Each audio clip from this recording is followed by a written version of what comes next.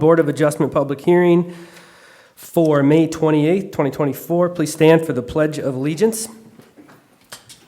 I pledge allegiance to the flag of the United States of America and to the republic for which it stands, one nation, under God, indivisible, with liberty and justice for all. Thank you. A few items to cover before we get started. Please sign in at the door if you have not already done so. There you will also find a detailed handout of the step-by-step procedure we will follow tonight. If you wish to take one, please put any electronic devices on silent mode at this time. Also, please note that all testimony is being recorded for the record. Members of the Board of Adjustment are appointed by the County Board of Commissioners with one member from each of the 5 commissioner districts. Land Services staff is here to assist the Board of Adjustments with its duties. The task of the board is to consider requests for variances and appeals from an order, requirement, or decision made by a county zoning official in accordance with the state law and county ordinance. Each request is considered on its own merit. The burden of proving a practical difficulty rests with the applicant. If a variance is granted, it is granted to the land, not to the landowner. There's a protocol for how we will proceed tonight. For each variance request on the agenda, we'll hear a staff report, testimony from the applicants, and then the board will discuss and gather more information as needed.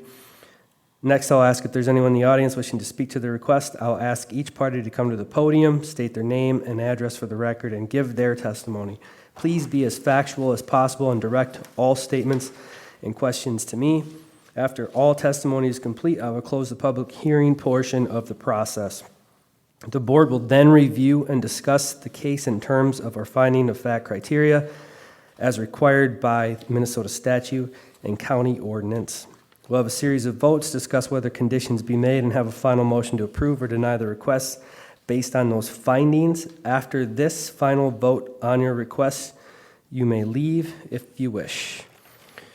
We have one item on the agenda tonight, and that is David and Julie Martini, 2017 Birchcrest Drive, Motley, Minnesota 56466. Application for a variance to construct a cabin within the setback to the road located on Lot 9 of the 9th to the Chaminade Park, Section 17, Township 132, Range 31, Scandia Valley Township. Sir? Please state your name for the record. David Martini. Thank you and welcome. Darren, staff report. Thank you, Mr. Chair. So ordinance section 706.1, item B, states the right-of-way of a town road is 30 feet. This is the Scandia Valley West Township with the red dot showing the location of the property. The variance application that was submitted, the site plan that was submitted with the application, some architectural renderings for the proposed structure. This is an oblique image showing the kind of a side profile of the current property. These are some site photos that we took at the viewing. That pink lath is the right-of-way or the property line stake on the roadside. Again, just showing the stake and the current structure on the property. So this property is located in Section 17, Scandia Valley Township. It is on Crookneck Lake, which is a general development lake. The property is a non-conforming single lot, which means it's less than 30,000 square feet in size and 120 feet in width. The property is 50 feet wide and is 6,772 square feet in size. The property is served by Birchcrest Drive, which is a township road. Here's our parcel lines from Beacon showing the property. You can see they're off a little bit in comparison to the survey. Not uncommon. The property is within the 9th addition to Chaminade Park subdivision. This was established in 1962. Birchcrest Drive has a 66-foot wide platted road right-of-way. A 30-foot setback from the road is taken from the edge of the right-of-way. There is an 818 square foot building envelope on this property. A variance was granted to this property in 1998 to place a park model 27 feet from the center line of the township road. According to the survey, the current structure is about 9 feet from the road right-of-way. According to the assessor records, a 385 square foot manufactured home is on the property. The dwelling encroaches on the setback from the road, but meets all other setbacks. This is the variance from staff report from 1998, and the site drawing that was submitted from 1998. So the applicant proposes replacing the existing park model with a 1,037 square foot dwelling with a full basement, 9 feet from the township road right-of-way. The building envelope would be utilized. The structure would meet the 75-foot setback from the lake and the 10-foot side yard setbacks. The impervious surface calculation is at 20.4, with 25% being allowed. The shoreline assessment score for the property is 2 out of a total of 14. The temporary and permanent stormwater control plan has been submitted. One thing I was going to say is I will add, I think this could be increased a little bit just by looking at the property myself, but we can discuss that later. This is a site plan showing the property with the blue outline closer to the road being the proposed dwelling, the yellow being the proposed sunroom, and then the blue squares or rectangles with the dots in it would be the proposed stormwater rain gardens or swales.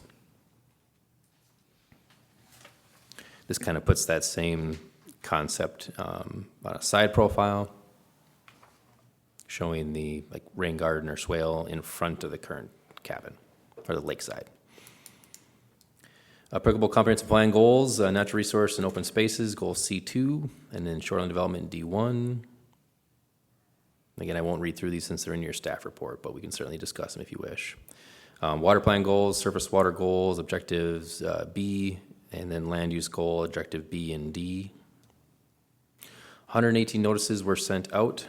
No comment was received prior to this hearing. And these are your finding of facts and discussion questions. That's all I have. Thank you, Mr. Chair. Thank you. Mr. Martini, how'd we do? Fantastic. Yeah, I think that sums it up very well. You're just kind of going back to the history of the lot. It's, as I described on Friday, it's been in our family since the early 80s, and it's kind of gone through a series of some campers, and then since 1988, there's been a park model on the property. This is the second one that has been there. Both those structures received a variance to the road, as we're requesting right now for the new cabin. From a practical difficulty standpoint, you can kind of see on this drawing where the angle of that front property line is kind of odd, where it kind of veers off to the south there compared to the actual alignment of the road. I did kind of at your request or suggestion, did reach out to the township, talk to a township board member about whether or not they had any concerns about what we were proposing.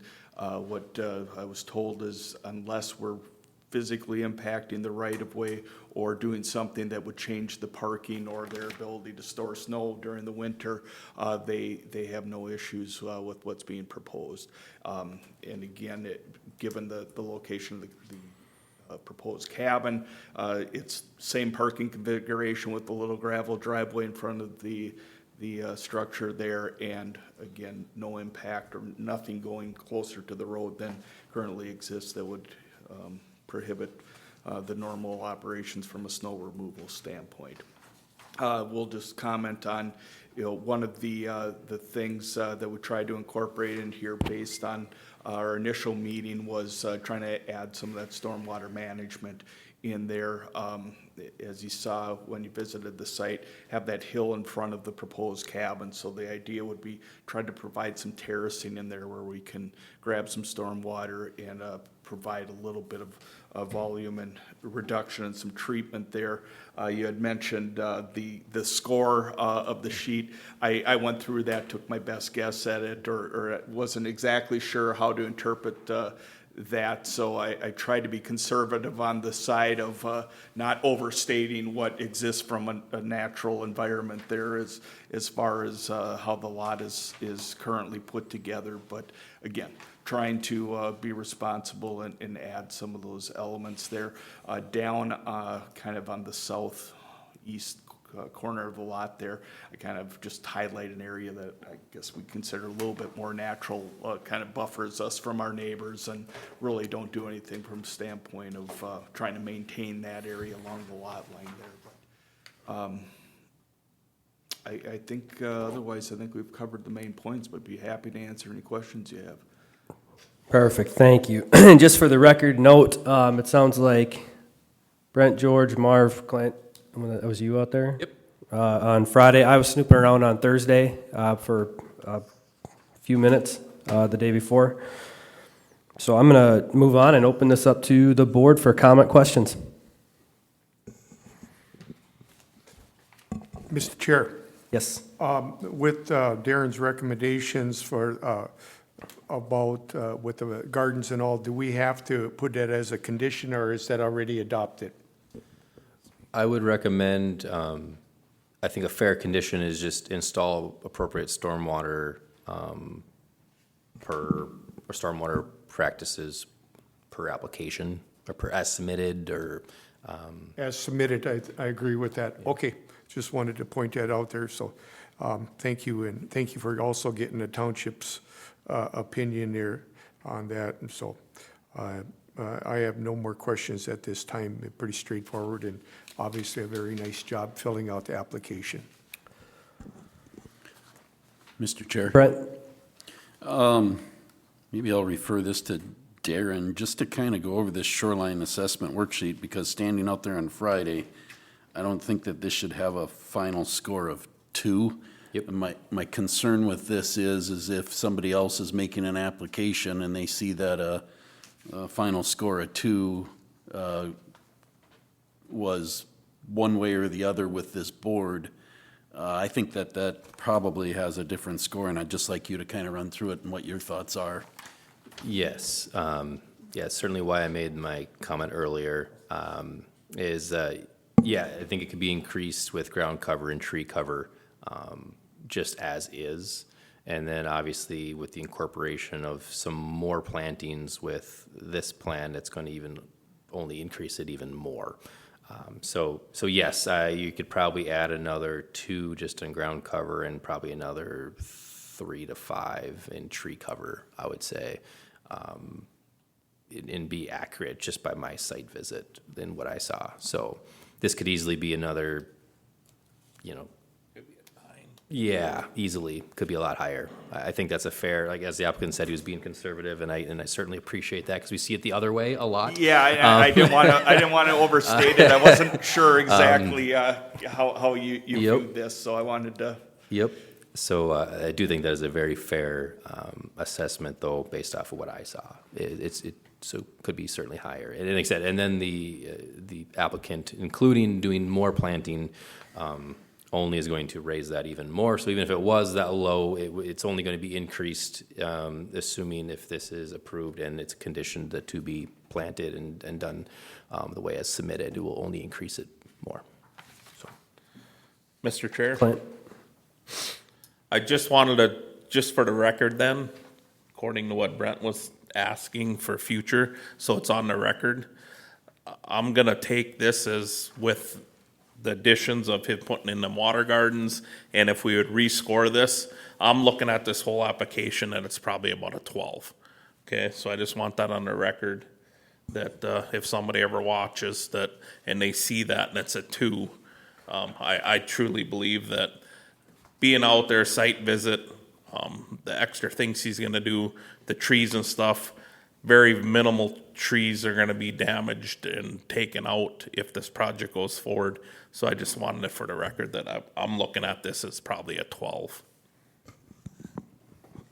Mr. Chair, Yes. I would just reiterate, based upon observations on the site visit, that I think the submitted figure 2 is ultimately very conservative And I'll just leave it at that. I think Clint's covered it, we've addressed it. I just want it on the record that if someone were to review this later and see that we voted one way or the other on a final number of 2, or a final score of 2, that the site visit actually views that differently. Thank you.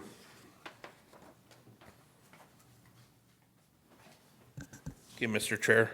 Yes, I don't sir. really have any questions, but I did see, looking through the DRT meeting, Shanna from Soil and Water kind of just had a question on stormwater control and shoreline condition, and being out there with the site visit and with his proposal of his water catchment with his berms and that I think that would address her concern. So I just wanted to comment on that. And then also, if we look at this application, yes, it's too close to the road, but if you really look, he's really trying to use as much of the building envelope as possible. So it's more comments than it is questions. I think with the site visit and then his application, doing a great job, outstanding job on your application, and looking at it, it just, all the questions were answered for me, so.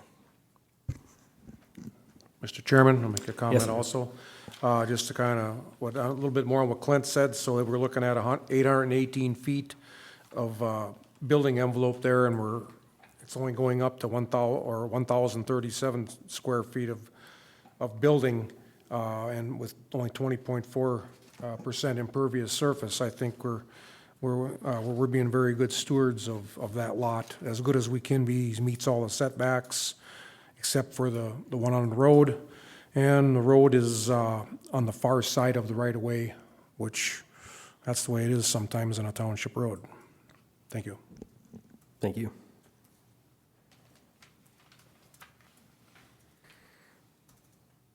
Anything else? Okay, we'll close this part up and we'll go over to the public comment. Any public input? Any public input? Any public input? Hearing none, we'll close this portion of the meeting to the public. Okay, we're going to run through the finding of the fact questions at this time with the board members. And we will start here with question 1. Is the request in harmony with the general purposes and intent of the Morrison County Land Use Ordinance and Comprehensive Plan? Brent? I believe it is. I think I'm gonna refer to the landowner's request here. In talking about the historical use, this has been something that has had variances in the past to continue the use on the land. He cannot use the land for the small cabin that he wants to put on there due to the footprint and the way that the lot was designed and parceled out years ago. And he has to apply for another variance in order to build a cabin. And so I think it's in harmony with the general purposes and the intent of the Morrison County land use by the mere fact that he is applying for a variance. Thank you. Anybody else? Okay, on to number 2. Is the applicant proposing to use the property in a reasonable manner not permitted by the land use ordinance? George? Yeah, I guess I'm going to refer to some of what the property owner said. It's going to be use it for a seasonal basis, and keeping in mind that there's been previous variances on this piece of property, it would be really tough to fit anything else in there. So I think it is, he is using this piece of property in a reasonable manner. Anybody else? Mr. Chair, Clint? I think we look at this as a non-conforming lot, we see a lot of them. We see a lot of non-conforming structures. And when we look at this from a reasonable standpoint, I think this is one of the more reasonable applications we've seen. He meets, with this proposed project, meets all the setbacks except for the road right-of-way one. There was already a variance granted for the park model. So by all he's doing is making a little bit wider. It's not extravagant. It's very reasonable ask, and he's not encroaching any more onto the road for a variance that was already put on there. I think his willingness to try and make the water runoff and all that contained and take care of his lot. I just wanted to bring up that for a non-conforming lot, it is a smaller lot. Yes, he's looking to put something just a little bigger on here, but it's really reasonable, the size that's trying to be matched up with this lot. Mr. Chair? Marvin? I agree totally with the rest of the board members as stated on this here. And the one other item that was failed to mention, the only infringement would be on the township road, and the township was okay with it. So one additional comment, but thank you. Thank you. Okay, moving along. Question number 3, will the issuance of the variance maintain the essential character of the locality? Clint? Yes, nothing's really changing. The structure will be just a little bit wider. It isn't gonna be any closer to the lake. The tree cover and canopy that's there, I think already, kinda helps with, the people that are out on the lake. From the roadside, you ain't gonna know we're going, 8-10 feet out. Once it's all done, if a guy never went there for a year, you probably never know it changed. So I think, if we go along there's a lot of them, similar size cabins right next door. If we look down, I think on the site visit, we looked down, a couple of us mentioned that this will fit right in with the size of the cabins that are all next door to this applicant. So I do think that it will maintain its essential character, both on the lake side and the road side, and then also just with the neighbors, the size of the cabins, it's going to fit in very nicely. I agree with that. When you look at the cabins or the homes that are on that lake, from the actual water, from the actual road, the differences as they go all the way up and down, and on both sides of the lake, for that matter of fact, it'll blend right in, fit right in. Mr. Chair? Brent? Just a comment, as you drive along there too, I didn't see, and maybe the applicant can correct me if I'm wrong, but I didn't see any other park models in the immediate vicinity, so this would be the last park model to be removed and a cabin built? I think on Birchcrest Drive, this is the only, I'll call temporary structure. Right, and to be consistent with the character of the neighborhood, there's many smaller cabins along there, and this is 1,000+ square foot cabin that's being proposed, so it does keep the essential character. It is set back from the lakeside, only to encroach on the road right-of-way, so meeting the side setback and the 75-foot, placing that small structure in there does keep that in line with the neighboring properties. Thank you. Anybody else? Okay. Question 4, is the alleged practical difficulty due to circumstances unique to the property? That one's for me. I thought the applicant answered this best. Yes, the front property line reduces the building envelope from front to back and does not allow for a new cabin to be constructed in a manner that is consistent with the historical use of the property. As Clint mentioned earlier, you're using as much of the building envelope as you humanly possibly can and putting it pretty much where the current or where the historical use of the property is. So, the way you answered that was perfect. Board members? I'd agree. Just to add to what you said, John, the road frontage and the property line setback configuration does reduce the building envelope by quite a bit, so you're spot on that, to state that. Okay, thank you. Question 5, is the need for the variance created by actions other than the landowners or prior landowners? Marvin?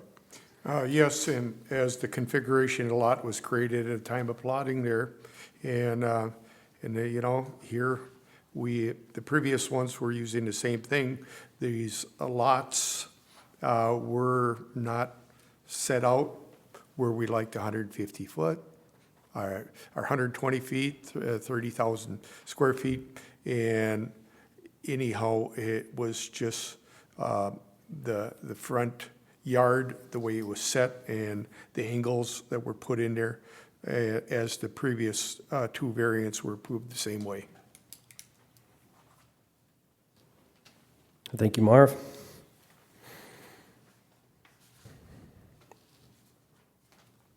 Okay, moving along. Oh, Mr. Chair. yes, Brent. Maybe something that should be stated here too, because we are addressing that right-of-way setback is the need for the variance created by actions other than the landowner. I think just commenting there on the way the road makes the curve in that particular area, they're not, they still have that, but they're actually moving out away from the lakeside. So the need for a variance, he needs a variance to put that property in there, but it's actually not land that's actually being used, even though it is the right-of-way of the township. So I just put that on the record. Yeah. Thank you. John, I got one more item here. Yes. Mr. Chairman. To add on what Brent says, so the road there rides on the north side of the right-of-way. As many township roads, they're not on the center line, so just to add on to what Brent said, is that road is way on the far side of the right-of-way. Thank you, George. Okay, moving along to number 6, does the alleged practical difficulty involve more than just economic considerations?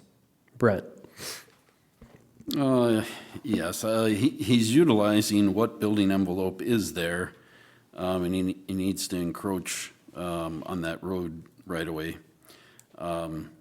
He's looking to improve the property, remove a park model that kind of is out of character with the rest of it, but he's not looking to do it on the cheap. He's actually looking to place a small home in place of that. I guess I'll leave it at that.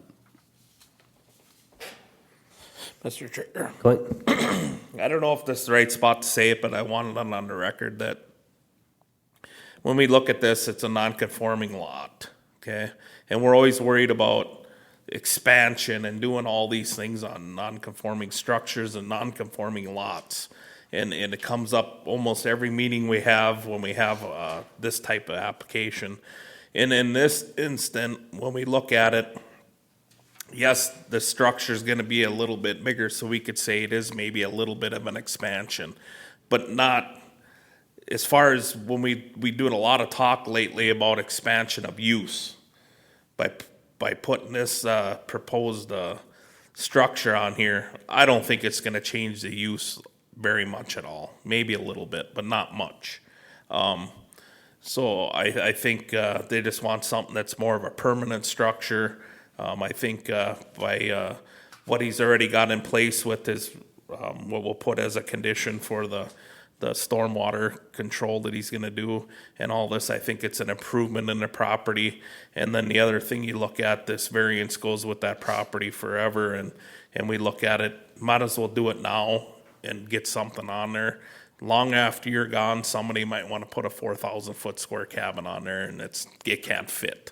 So that's just, think it ties in a little bit with question 6, but maybe with all the questions. So I just wanted that on the record. Mr. Chairman, I have one more comment too. I believe Mr. Martini told us too when we were up there that once the home was built, that the camper was gonna disappear off the lot, and also that small tool shed was gonna disappear. So by doing that too, it is gonna clean up the neighborhood. Basically, if you, to state it bluntly, it's gonna clean up the neighborhood. That's our intent. Mr. Chair? Marv? One other comment is, I appreciate when we have individuals like you that are being stewards of the land. As you look at it, you can see there's no erosion going down to the lake, and your willingness to shove some additional dollars in there to put these here terraces, beds, whatever, it's definitely more an economic consideration. So thank you for being that way. Okay. I think that wraps up the 6 discussion finding of fact questions. Are we ready to vote? Mr. Chair, Yes. do we have those conditions that we want included in here for the record? I think we stated this, and Darren, correct me if I'm wrong, the condition is the way this is going to be done, or the way the land is going to be done, is going to be exactly as it is in the application. Is that how we stated it with the gardens, rain gardens? If I may, if you're going to add a condition, and Darren, you could maybe tell me if this is reasonable or not. My intent would be, based on our discussions on Friday, would be to take 1 inch off of the surface of the roof and create that volume for retention on the site. So whether it completely looks like what we have here, I mean, we'll have to figure out a grading plan essentially, but the intent would be to take that 1 inch of the roof surface to capture and infiltrate. Mr. Chair? Marv? Darren, when we were chatting at first, did you break that down? It was kind of like your recommendation there, and could you read that back, please? So what I just wrote down is install stormwater practice per submitted application and work with shoreline specialists on any changes needed. Yeah, I think that covers it all. So I'd be the Perfect. shoreline. Yeah, So thank you. Okay, so that's what we're voting on. Application plus those conditions, or that condition. Any other comments, questions? Okay. Number 1, is the request in harmony with the general purposes and intent of the Morrison County Land Use Ordinance and Comprehensive Plan? Brent? Yes. George? Yes. Clint? Yes. I myself is yes. Marv? Yes. Question 2, is the applicant proposing to use the property in a reasonable manner not permitted by the land use ordinance? George? Yes. Clint? Yes. I myself is yes. Marv? Yes. Brent? Yes. Question 3, will the issuance of the variance maintain the essential character of the locality? Clint? Yes. I myself is yes. Marv? Yes. Brent? Yes. George? Yes. Question 4, is the alleged practical difficulty due to circumstances unique to the property? I myself is yes. Marv? Yes. Brent? Yes. George? Yes. Clint? Yes. Question 5, is the need for the variance created by actions other than the landowner or prior landowners? Marv? Yes. Brent? Yes. George? Yes. Clint? Yes. I myself is yes. Question 6, does the alleged practical difficulty involve more than just economic considerations? Brent? Yes. George? Yes. Clint? Yes. I myself is yes. Marvin? Yes. Okay, all 6 questions were answered to the affirmative. Mr. Chair, Clint? I'd make a motion that we approve this with the one condition that we have. Okay, do I hear a second? I'll second that.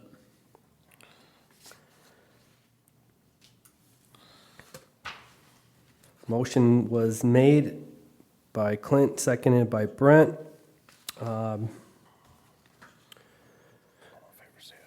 Call for a quick vote on this. I'm sorry. So the motion was made and we have the second. And so all those in favor say aye. Brent? Aye. George? Aye. Marvin? Aye. Clint? Aye. I myself is aye.